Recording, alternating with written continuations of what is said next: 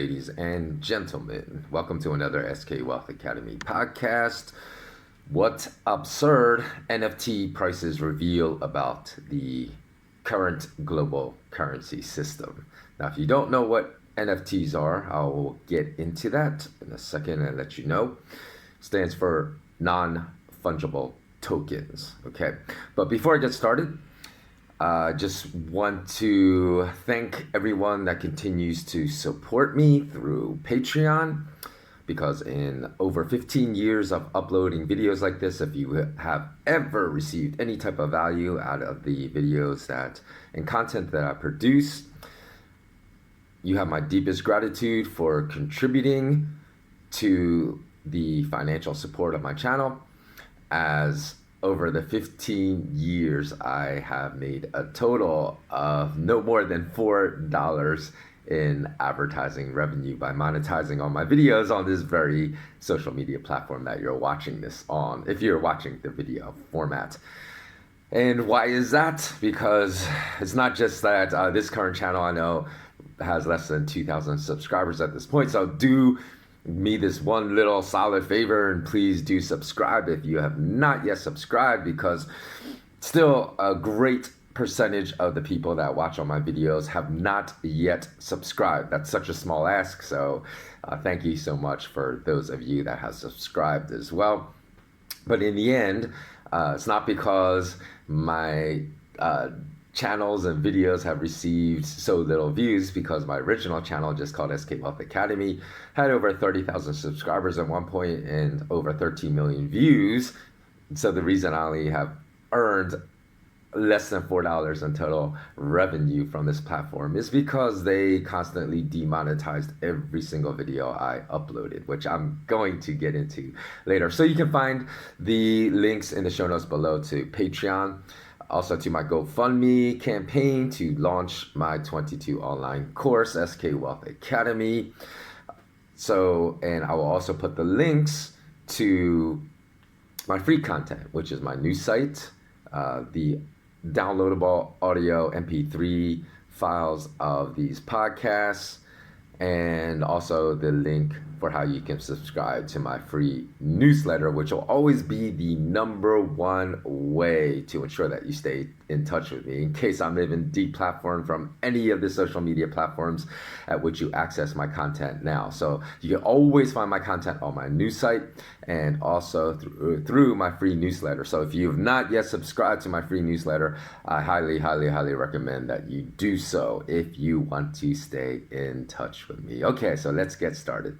Now, the insanity of NFT prices reveals a fraud of the global currency system, and also reveals a lot about the decline of civilization, which I will get into in a bit.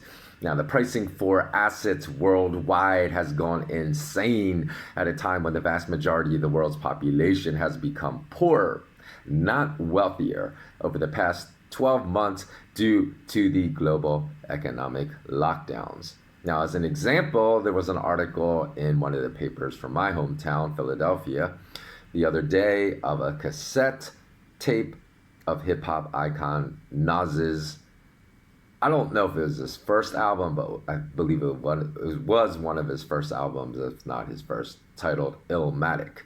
And that recently sold for just a tad under $14,000. Not a CD, but a cassette tape. Now, a rectangular piece of cardboard, otherwise known as an NBA trading card for star Luka Doncic's rookie trading card, recently auctioned off for $4.6 million. Now, for those of you that don't know much about the NBA, which I would not blame you if you do not, Luka Doncic is not a star that played in 1925, and because his trading card's an antique, sought-after treasure card, that's why his card sold for $4.6 million. Now, Luka Doncic entered the NBA during the 2018-19 season less than 3 years ago.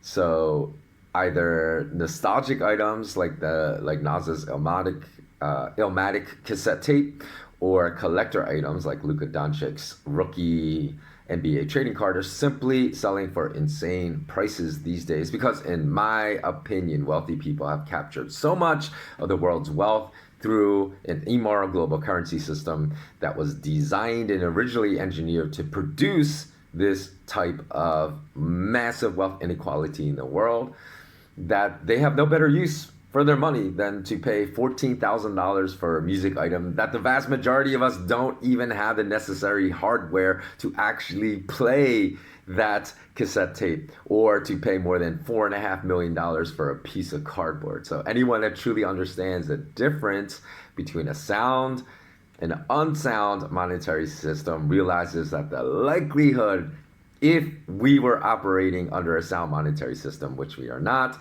of people paying exorbitant, absurd, insane prices for the types of assets and NFTs, which I will describe shortly in this podcast, will be a fraction of the probability at which they are occurring today. In other words, I just don't believe we would have this type of insanity in asset pricing were we living under a sound monetary system. Now, Banksy, who, if you are an artist or really enjoy art, I'm sure you know who Banksy is. He's a UK-based street artist, infamous for mocking the very wealthy people that pay millions for his artwork. And he even titled one of his pieces "Morons," which depicted an art auction with a framed picture that contained the words, quote, "I can't believe you morons actually buy this shit," end quote.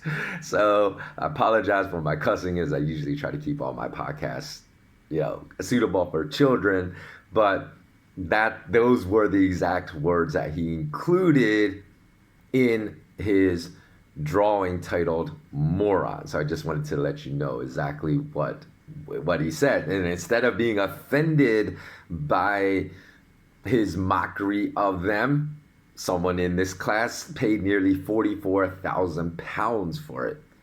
And on top of that, it recently sold for nearly 10 times this price when this art piece was destroyed by fire in a deliberate act of destruction and was turned into a non-fungible token, into a digital asset of the act of destroying this piece of artwork.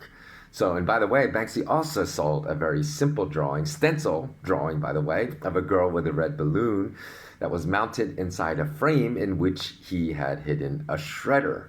And after it sold for auction at Christie's, I believe, it was one of the two major art auction houses, either Christie's or Sotheby's. Actually, I think it was Sotheby's.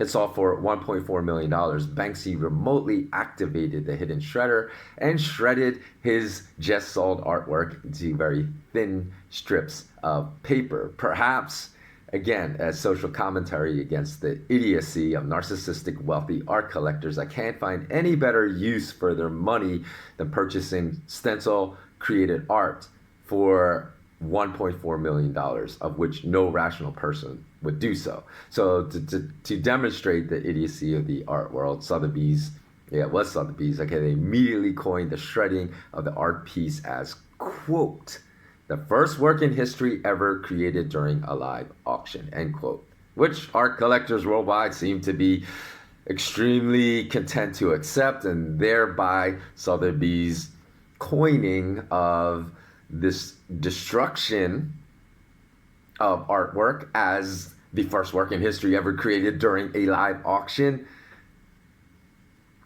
created a lot of chatter that indeed the destruction would increase the value of the now destroyed piece of art to perhaps as high as double the original auction price of $1.4 million in the future, when the original buyer might want to sell that piece of artwork. Now, this is, again, just a reflection of the state of absurdity, of excess, of the decline of civilization in which we live. Now, I once even read a book called The $12 Million Stuffed Shark, which was a reference by the author to U.S. hedge fund manager Steve Cohen that paid an artist $12 million to kill a shark and put it in a vat of formaldehyde sealed in plexiglass that he could display in the foyer of his house. And the author basically concluded, after careful introspection he really looked more into the modern art world rather than say like impressionists like Van Gogh or Renoir, or other artists like Miro or Gustav Klimt.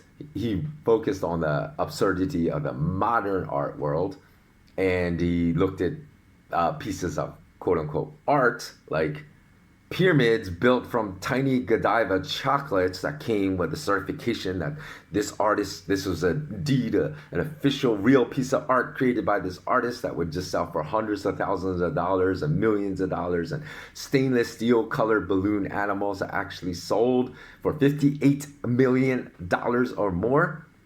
And he basically concluded that these pieces of modern art, which I personally consider to be total rubbish and junk, would be priced at whatever price art dealers could convince the dumbest rich person it was worth. And certainly this conclusion of the author seems to be supported when someone purchased just 2 years ago in 2019, and again, I put in quote, because I don't consider these installations to be art at all, but someone purchased a banana taped by duct tape to the wall in a Miami art gallery for $120,000. And then the hilarious part of that was that somebody that also just thought this was absurd that someone would pay for something that a 5-year-old could replicate with zero effort, zero thought. Just take a piece of duct tape, get a banana and tape it to a wall. He took the banana down from the wall, peeled the banana, and started eating it.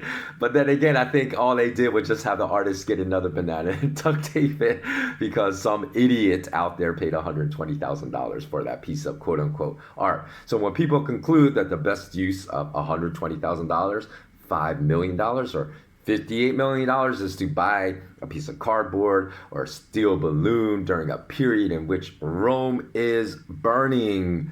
And what do I mean by that? Well, you can go to the article, because I wrote an article, I posted it on my news site, which you can find in the show notes. I'll put the links below, and there's certain links, and there's links to all these show notes too, all the things I'm referencing. If you want to go read the full articles or watch the videos, just go to the show notes. You can find all the links there.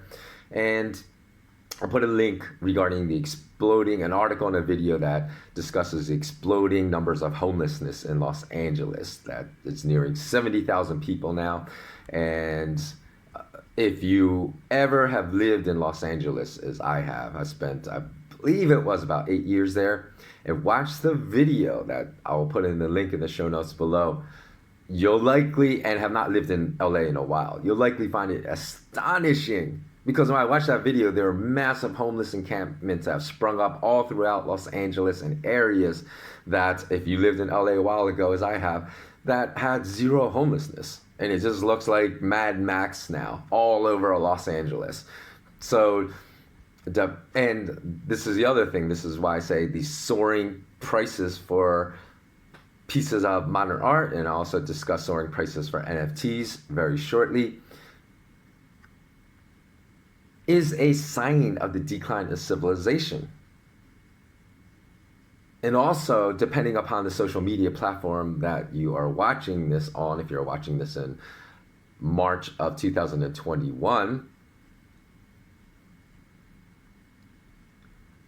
even these social media platforms are reflective of the rapid decline of morality and civilization, because perhaps the most morally reprehensible, disgusting, repugnant people are the ones these social media platforms are pushing to the top. So they have the most amount of subscribers, they earn the most amount of revenue, millions of dollars of revenues. People like Logan Paul, because if you don't know who he is, I've never actually even watched a single video on his channel, but apparently he has millions and millions and millions of subscribers, perhaps even tens of millions. I don't even know, because I don't really care about people like that. But he went to a forest in Japan that was well known for being a place where a lot of people commit suicide. And he actually found someone that had committed suicide, and the body's still hanging from the tree. And then he started giggling and laughing and making fun about it, and he put the video up. And then and then the social media platform, the same one you're watching my video on, push that to the trending. So it would get the most exposure possible, which is just disgusting and just reprehensible. Shows you what kind of people run these platforms. So that's why I'm trying to get away from this platform as soon as possible, as soon as I can. And it was not even this platform, the executives at this platform that took that video down. It was actually Logan Paul that made the decision to take that video down. And it was trending for 24 hours before Logan Paul took it down because he got so much pushback from people that said he was just a disgusting person for doing that. Now, there's another YouTuber, again, I've never, just as a disclaimer, never watched any of his videos. In fact, I never even heard about him, didn't know who he was until this thing became big news this past week or a couple weeks, maybe a couple weeks ago. I'm not really sure, but I heard about it. And his name was David Dobrik, and apparently he monetized a rape on his channel. And so I never even heard of that guy. And again, just to clear his name, although I think he's a repugnant person if all these accusations are true, it was like part of his squad or, that committed that rape, not him. But I never heard of that guy. And again, even that squad member, to be absolutely crystal clear, has not been charged and convicted of rape as of yet. It's just a girl that's made the accusation, but the girl has many witnesses and many people backing her up. And I never heard of that guy. And from what I understand, he has a far bigger audience than even Logan Paul. I might be wrong about that, but I think that's what people have said. And even though I understand now, when this came out, people said, oh, this guy's been morally reprehensible for a very, very long time. And they say he's monetized not only this rape, but he's monetized many other immoral, cowardly, and repugnant behaviors. And I'm beginning, although the verdict is still out, I'm beginning to think it's true because I heard he took down that particular video that was being referenced, and that he even made these smug comments after he posted that video, like, we're all going to jail, for this, and just laughing about it. And apparently it was exactly these type of videos that made him such a huge social media star, because people loved watching this repugnant, reprehensible behavior. And he became filthy rich off his videos, and this platform never chose to ban him, to demonetize his videos, allowed him to make millions and millions of dollars from advertisements on his videos, while they chose to demonetize someone like me. They demonetized all my videos, as I told you, on my old channel, SK Wealth Academy, and I earned a total of $4 for videos that had millions of views cumulatively over the decade or so that I ran that channel. And again, this just shows the state of nature of the societies and the people that rule these societies, more importantly, that we live in. And as ludicrous as the prices for some of the assets I've already mentioned have been, the level of insanity for money paid for NFTs, in my opinion, are even at a level exponentially higher than any of the prices paid for the pieces of quote-unquote modern art that I've already discussed. And I didn't even go, Jeff Koons is a guy that produces these stainless steel balloon animals, but didn't even discuss like Damien Hirst, who else? Mark Rothko, a lot of these other people where I look at their piece of artwork and I was like, a 10-year-old could replicate that. So I'm not even going to go into that because that's it's a matter of, subjectivity. Some people think that's art. I personally will never consider that art. So for those of you that may not know, again, what NFTs are, again, the NFT stands for Non-Fungible Token. They're unique blockchain-based digital assets that represent an increasing number of commodities, from art to real estate to collectibles, as I mentioned, like sports trading cards.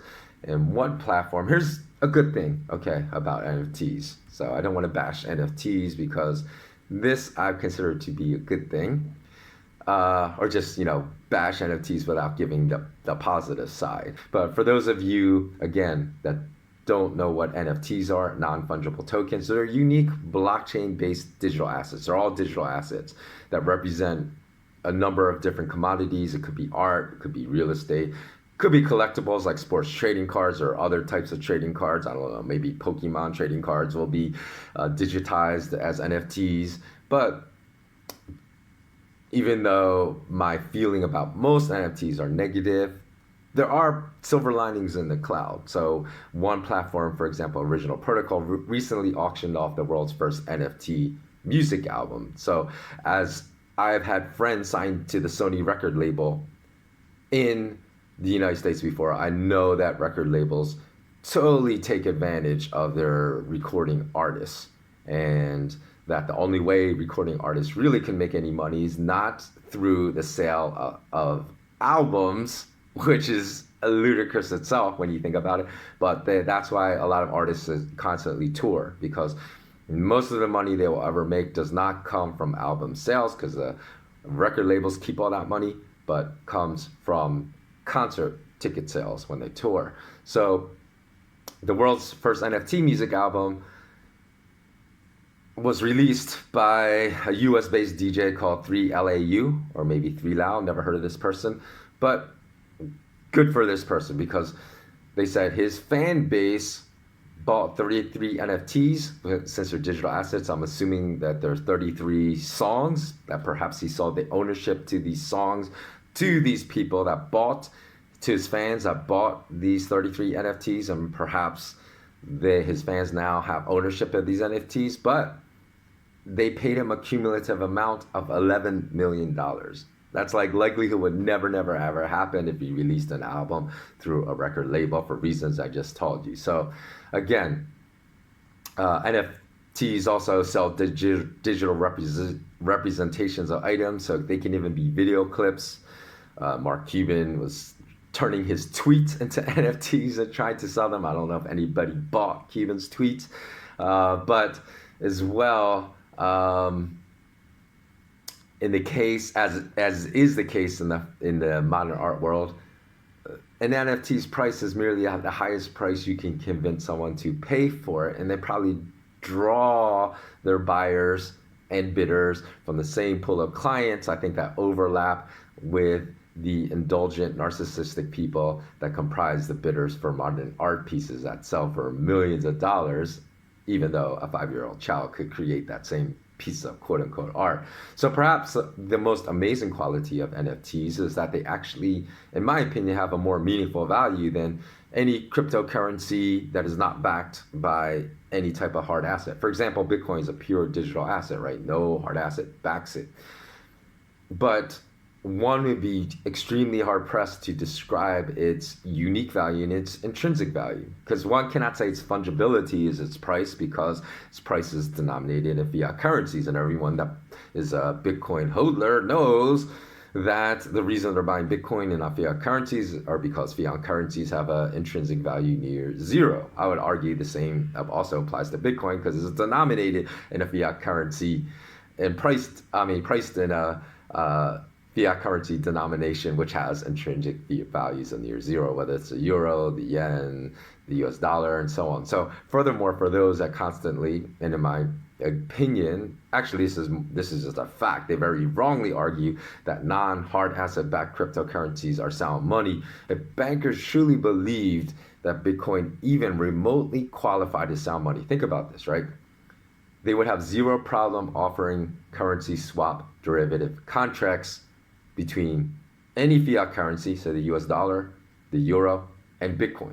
Yet there's not a single corporation in the entire world that has a currency swap that hedges their corporate cash treasury holdings with Bitcoin. You can never have any type of financial contract without unlimited risk if it is denominated in Bitcoin, because both parties that enter that financial derivative contract realistically would have no idea of the price range of Bitcoin for that maturity of that contract. So why would they take that unlimited risk? No rational party would lock themselves into a contract in which a currency presents unlimited risk to them. This simple understanding of why there are no derivative currency swaps or no currency hedging contracts denominated in Bitcoin should easily explain to any rational, logical, intellectual person the reason why Bitcoin is not considered as sound money by a single commercial banker in the entire world, even though, central bankers will troll you by telling you that, yes, Bitcoin is currency,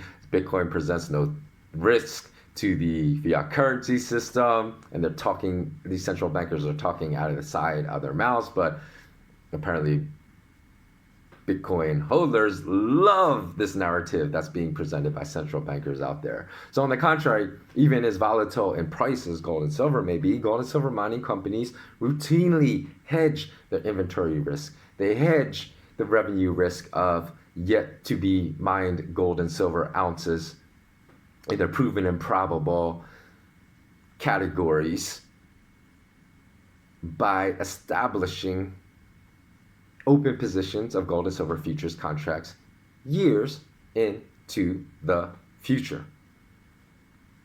So you can't argue that Bitcoin's intrinsic value is the block of the blockchain that records a transaction, because whether that block is used to record an NFT, Bitcoin sale, a Bitcoin purchase, or a purchase of real estate, or an IP protection slapped on a photo or song by the artist, that block on that blockchain could possibly vary from just a few dollars to several $million. So the blockchain itself has no intrinsic value either, because intrinsic means it has to be a property inherent to that blockchain, no matter its use. And since the price could wildly vary depending upon its use, you can't say that there's intrinsic value to that block, that particular block. However, with NFTs, their values,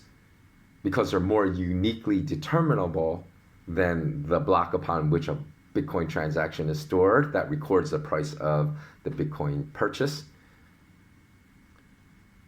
that value for the NFT is simply, again, the highest price willing to be paid by all available bidders at any given time. Say there are no available bidders willing to bid on a particular NFT asset for weeks or maybe months on end, then people may determine the price of the NFT to be zero, even if the last price paid for it was $100,000. If there just is no one in the entire world willing to bid for that NFT, they'll just say the NFT is worthless, it's likely zero. But even if there's one available bidder for that NFT at a price of $1 million, then the market price of that NFT is $1 million. So then one may state that the bidding mechanism is much more controlled in Bitcoin markets, and that Bitcoin can never be priced at zero or $1 million per Bitcoin in such a cavalier manner that mimics the pricing of NFTs.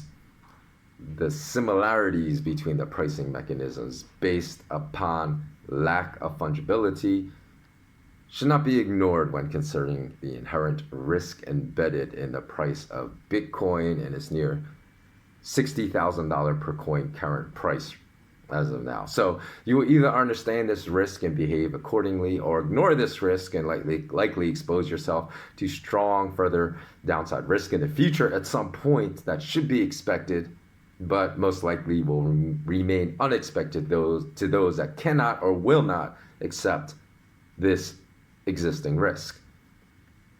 Now, let me just talk about the 5 biggest whales that own Bitcoin in order from top to bottom. And I'll put, again, for anything that I state here I'm describing, I'll put the links to the references in the podcast show notes. So the top 5 are believed, of course, to be Satoshi Nakamoto, who's widely believed not to be a person, but a collective of institutions and many people. Number 2, still believed to be the U.S. intelligence agency, the FBI, Federal Bureau of Investigations. And how did they get their large stashes of Bitcoin? Just through confiscation of Silk Road and through other means. And even though they have been believed to have sold off a good number of the Bitcoins that they have seized from criminal operations, they're also still believed to be the second largest holder of Bitcoin. Number 3 would be the Winklevoss twins. 4, Mike Rizan, and 5, Jihan Wu. So other notable owners among the top 10 holders are Tim Draper and the North Korean state. So I don't know, that list really does not give me a lot of confidence, being of course that the top 10 whales can influence the price the most. Now in 2017, Bloomberg reported that only 1,000 people own 40% of all the Bitcoin in the entire world. However, in the past 2 years, it's been reported that the top whales have been consolidating their ownership of all existing Bitcoin and have been increasing their market share. So it wouldn't surprise me today if they've increased their market share from 40% to 50% or perhaps even more. So perhaps the top 1,000 owners of Bitcoin own the majority of all Bitcoin right now, which in any event, this translates into 0.0001265.8% of the world's population, likely controlling majority ownership of Bitcoin. I don't know of anyone in the world in which such a statistic would not translate into enormous risk. Imagine if 0.0001265.8%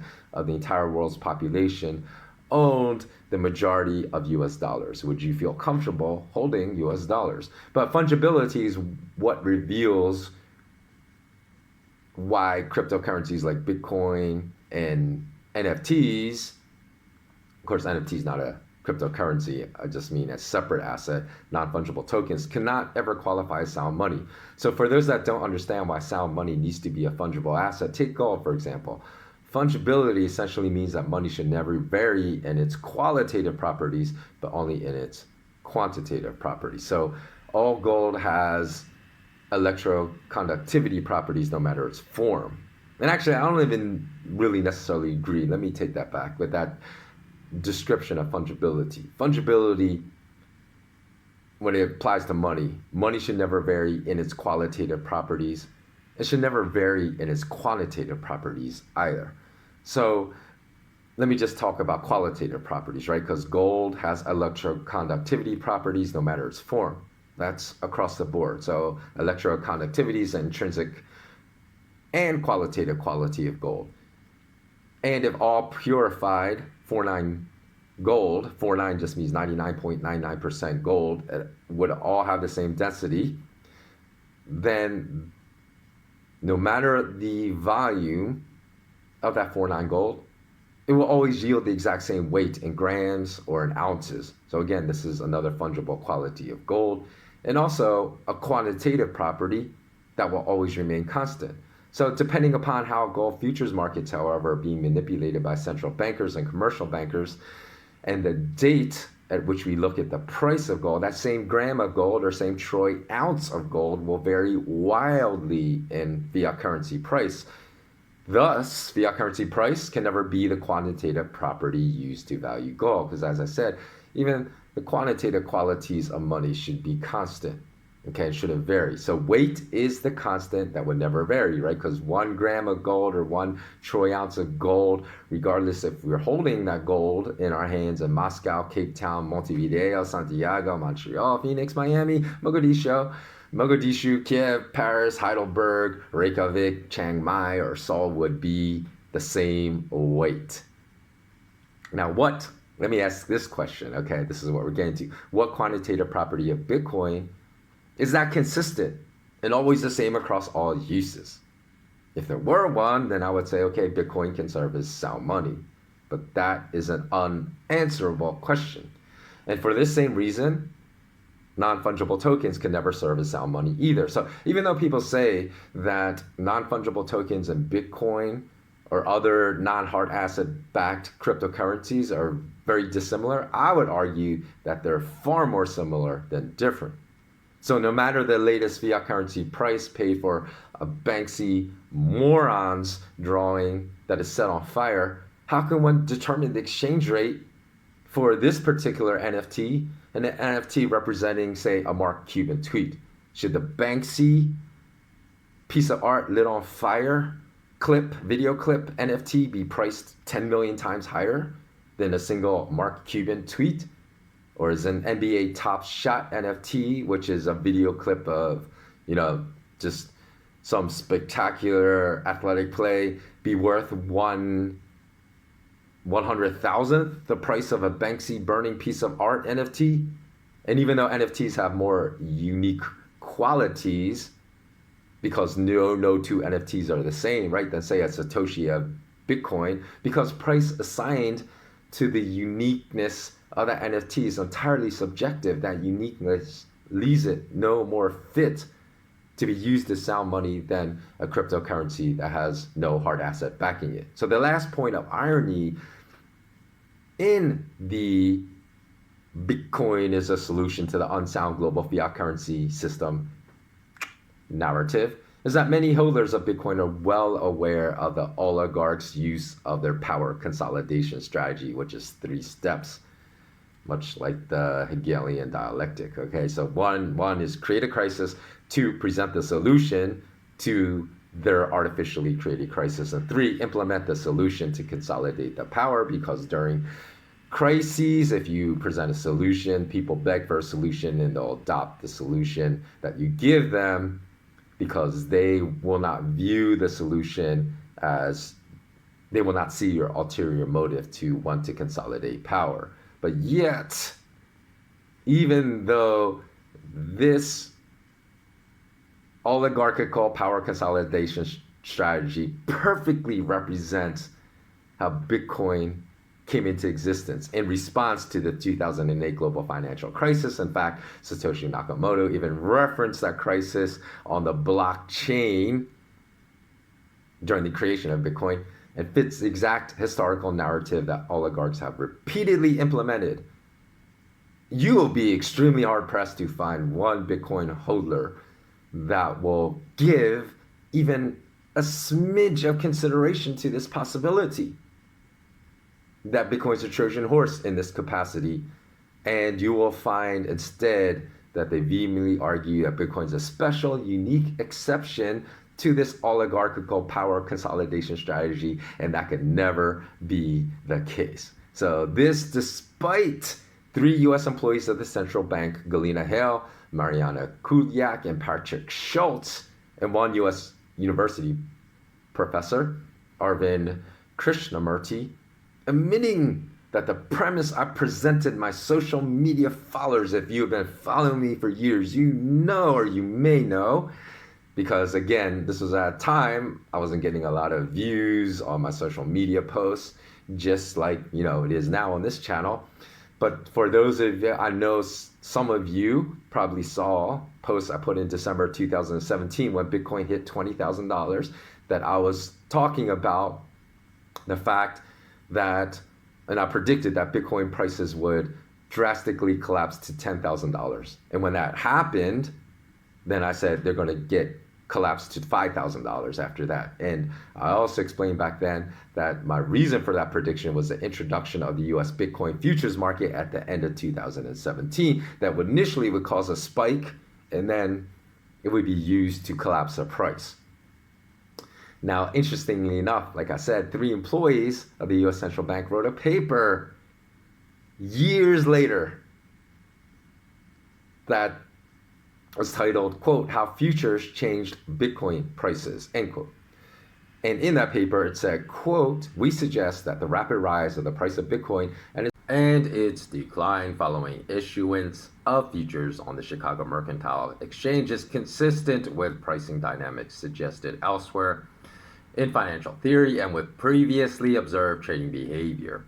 Namely, optimists bid up the price before financial instruments are available to short the market. Once derivatives markets become sufficiently deep, short selling pressure from pessimists leads to a sharp decline in value." Okay, I'm going to interject for a second, okay, so I'm no longer reading verbatim. Listen to how curious the wording of this statement is by these central bankers. Okay, they say optimists bid up the price because there's no way to short this particular asset. But once there's a mechanism to short, as in the Bitcoin futures markets, then pessimists create a crash. That is the most ludicrous wording I've ever heard. So basically, if you strip out optimists and pessimists, you get a much more accurate representation of what these deceptive central bankers are saying. They basically are saying before there's a mechanism to short a certain asset, that the manipulation will always be higher. But once there's a mechanism to short it, then you can have rapid crashes in the price. Okay, so let me continue with this quote. While we understand some of the factors that play a role in determining the long run price of Bitcoin, our understanding of the transactional benefits of Bitcoin is too imprecise to quantify this long run price. But as speculative dynamics disappear from the Bitcoin market, the transactional benefits are likely to be the factor that will drive valuation, end quote. So the interesting thing that I took away from that particular paragraph of that paper is, while these central bankers did not name the players in the futures markets that drove Bitcoin prices downward from 23,000 to 3,000, in essence causing that collapse in price in 2018, the implication is very heavy that central bankers were involved in this maneuver. And if they were involved in this maneuver, then it would have been far easier to execute if indeed they were among the members of the collective that is known as the largest Bitcoin whale, Satoshi Nakamoto. So even though these dots, I'm connecting these dots is in a purely speculative manner, one should really realize, if you're being objective here, that these dots, the connection of these dots is a clear possibility. No one knows if you can connect the dots, but it is a clear possibility. However, almost every Bitcoin hodler that's confident in the achievement of $300,000 Bitcoin prices by year end of this year, 2021, will not even for a nanosecond consider this very real possibility. You not only not consider this very real possibility, but will just push all downside risk to the wayside and not even consider it, even given that statement by employees of the US Central Bank.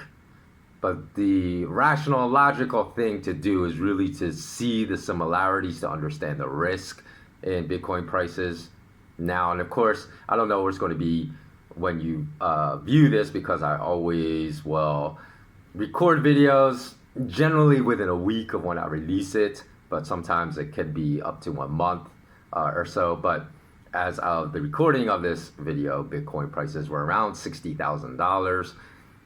One would consider the risk of that if one understands my points in this podcast.